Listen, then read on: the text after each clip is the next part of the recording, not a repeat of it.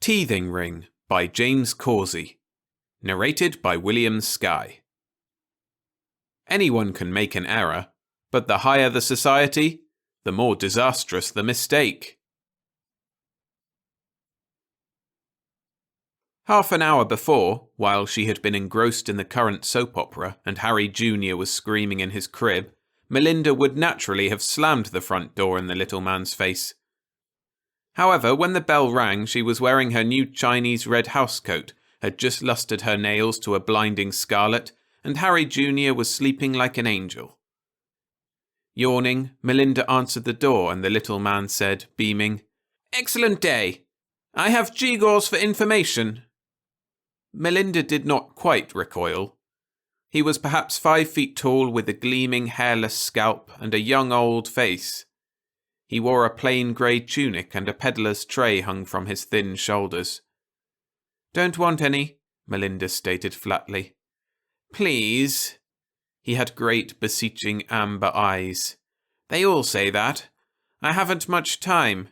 I must be back at the university by noon." "You working your way through college?" He brightened.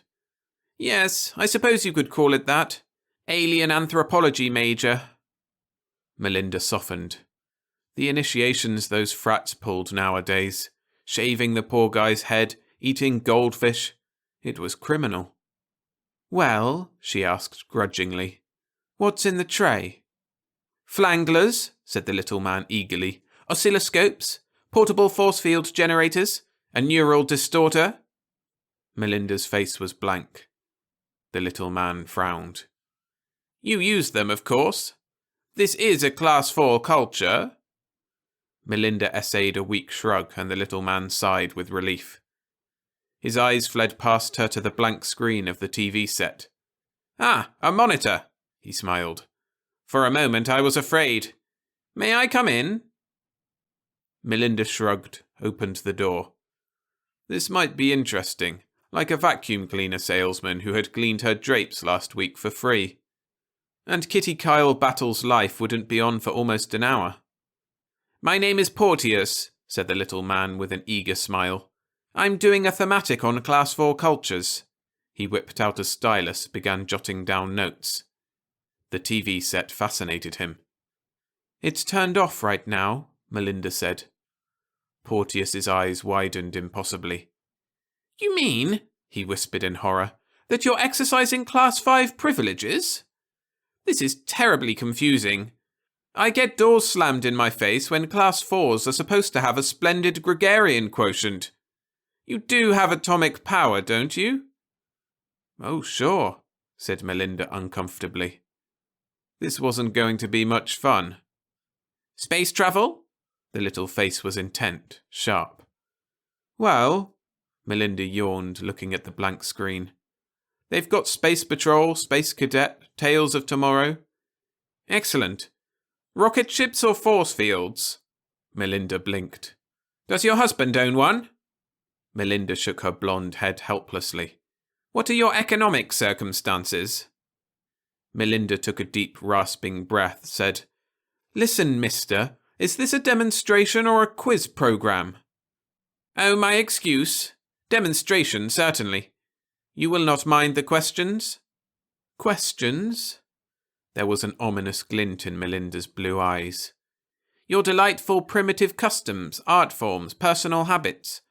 "Look," Melinda said, crimsoning, "this is a respectable neighbourhood, and I'm not answering any Kinsey report. Understand?" The little man nodded, scribbling. "Personal habits are taboo. I so regret. The demonstration." He waved grandly at the tray. "Anti-grav sandals? A portable solar converter? Apologizing for this miserable selection, but on Capella they told me..." He followed Melinda's entranced gaze, selected a tiny green vial. "This is merely a regenerative solution. You appear to have no cuts or bruises." "Oh," said Melinda nastily. "Cures warts, cancer, grows hair, I suppose." Porteous brightened. "Of course. I see you can scan. Amazing." He scribbled further with his stylus, glanced up, blinked at the obvious scorn on Melinda's face. "Here, try it." You try it. Now watch him squirm. Porteous hesitated. Would you like me to grow an extra finger, hair? Grow some hair. Melinda tried not to smile. The little man unstopped the vial, poured a shimmering green drop on his wrist, frowning. Must concentrate, he said. Thorium base, suspended solution. Really jolts the endocrines, complete control, see? Melinda's jaw dropped. She stared at the tiny tuft of hair which had sprouted on that bare wrist. She was thinking abruptly, unhappily, about that chignon she had bought yesterday. They had let her buy that for $8, when with this stuff she could have a natural one. How much? She inquired cautiously. A half-hour of your time only, said Porteous. Melinda grasped the vial firmly, settled down on the sofa with one leg tucked carefully under her. Okay, shoot, but nothing personal. Porteous was delighted. He asked a multitude of questions, most of them pointless, some naive, and Melinda dug into her infinitesimal fund of knowledge and gave.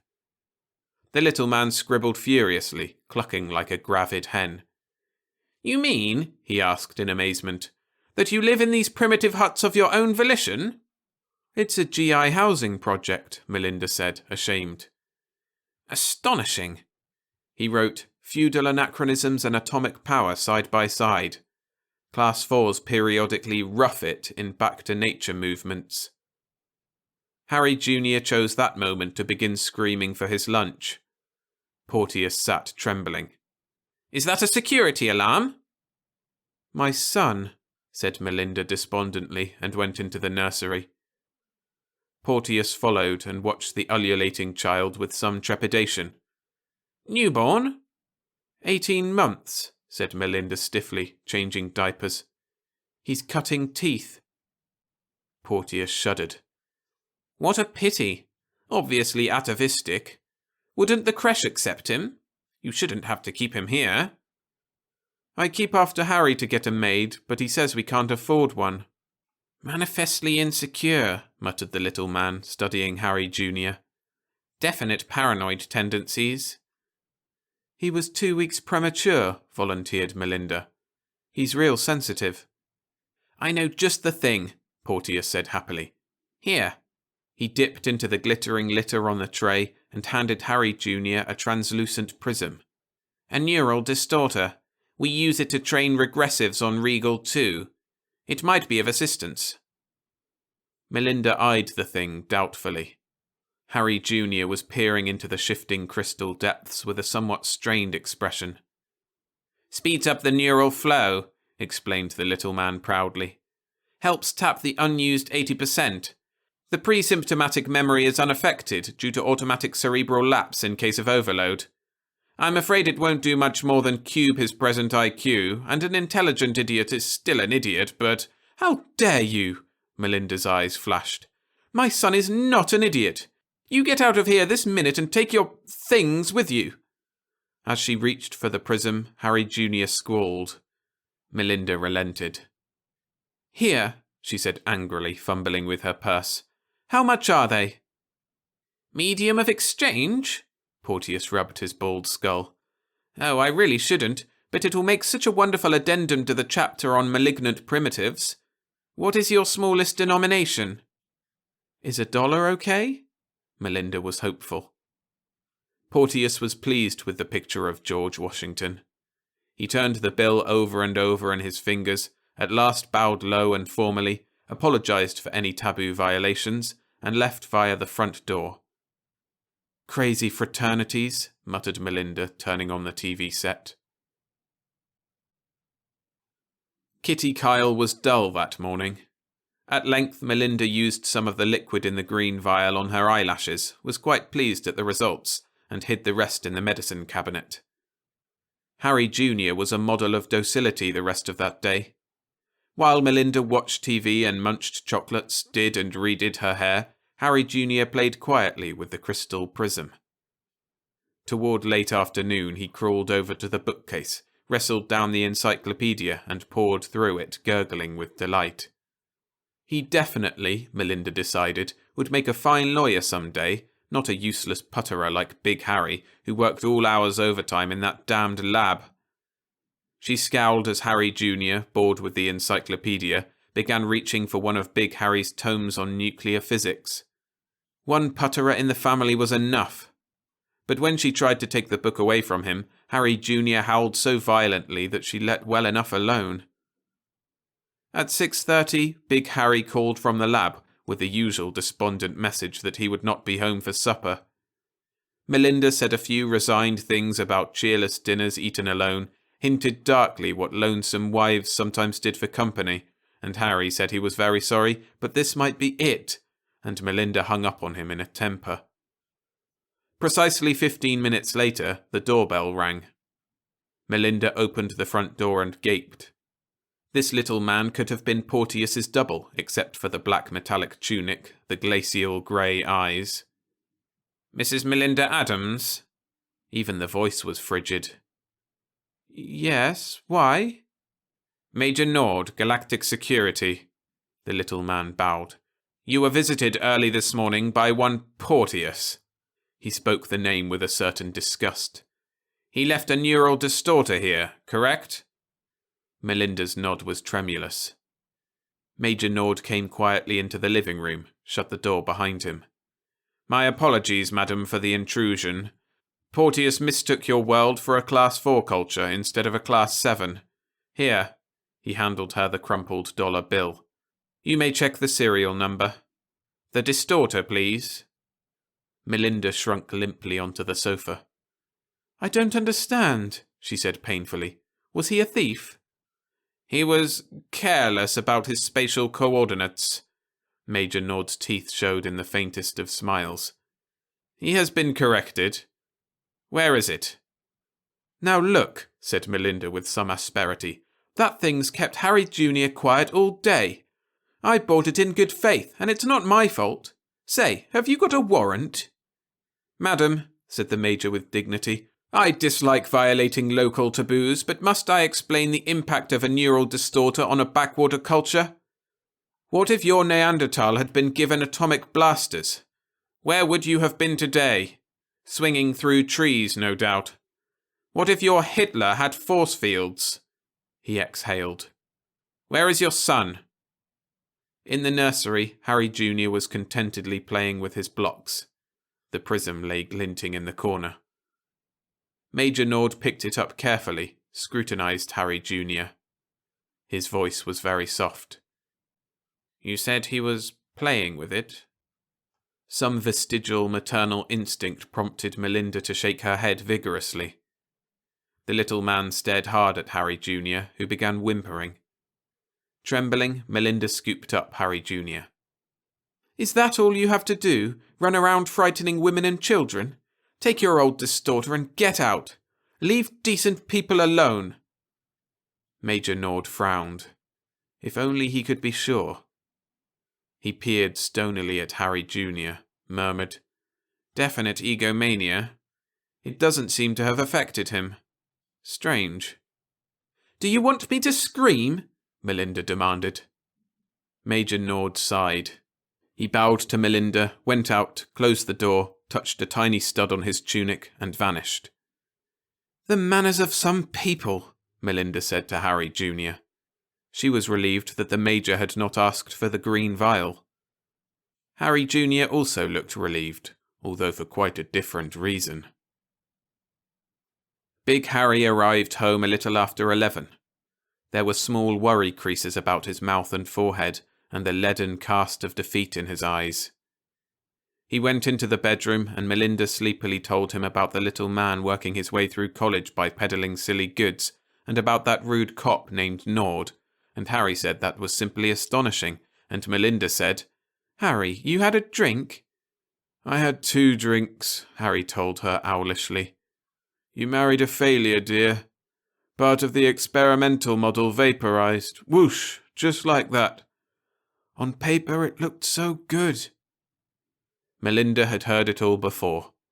She asked him to see if Harry Jr. was covered, and Big Harry went unsteadily into the nursery, sat down by his son's crib. "Poor little guy," he mused. "Your old man's a bum. A useless tinker. He thought he could send man to the stars on a string of helium nuclei. Oh, he was smart. Thought of everything.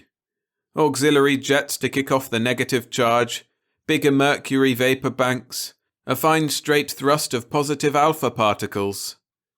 He hiccuped, put his face in his hands. Didn't you ever stop to think that a few air molecules could defocus the stream?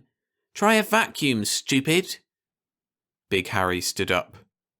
Did you say something, son? Garfel? Said Harry Jr. Big Harry reeled into the living room like a somnambulist. He got pencil and paper, began jotting frantic formulae. Presently he called a cab and raced back to the laboratory. Melinda was dreaming about little bald men with diamond-studded trays.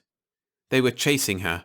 They kept pelting her with rubies and emeralds. All they wanted was to ask questions, but she kept running, Harry Jr. clasped tightly in her arms. Now they were ringing alarm bells. The bells kept ringing, and she groaned, sat up in bed, and seized the telephone. Darling, Big Harry's voice shook. I've got it! More auxiliary shielding plus a vacuum. We'll be rich! That's just fine, said Melinda crossly. You woke the baby. Harry Jr. was sobbing bitterly into his pillow. He was sick with disappointment. Even the most favourable extrapolation showed it would take him 19 years to become master of the world. An eternity. 19 years.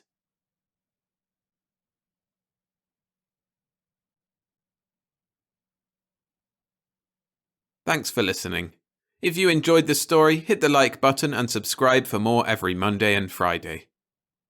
For more James Causey stories, check out my narration of Competition. A link to that video is on screen now.